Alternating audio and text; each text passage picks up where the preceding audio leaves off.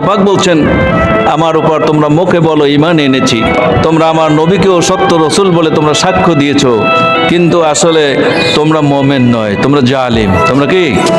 তোমরা জালিম, তোমরা মুমিন নয়। আল্লাহ রাব্বুল আলামিন তাদেরকে মুমিন বলছেন না। আর আল্লাহ রাব্বুল আলামিন বলছে এরা কি করে পথ পাবে যতক্ষণ পর্যন্ত এরা কমপ্লিট সারেন্ডার না হবে ইসলামের কাছে। কি করতে হবে? কমপ্লিট সারেন্ডার করতে হবে ইসলামের কাছে। যেমন কদু খাওয়া সুন্নত, মধু খাওয়া সুন্নত, মিষ্টি খাওয়া সুন্নত, পাগড়ি বান্ধা সুন্নত, টুপি দেওয়া সুন্নত, এইভাবে সুন্নত আদায় করে করে লোক দেখানো আল্লাহ রাব্বুল আলামিন এটাকে বলেন নাই। সেইটা পার্থক্য করার জন্য আল্লাহ রাব্বুল আলামিন আবার যুদ্ধের ময়দান তৈরি করে দিয়েছেন, ঠিক কিনা জোরে বলেন। সেখানে গেলে চেনা যায় কে মোমেন কে কাফের, কে মোমেন কে কাফের কে মুনাফিক, এটা যুদ্ধের ময়দানে গেলে দেখা যায়। এতদিন কোরআনের বিপক্ষে ছিল।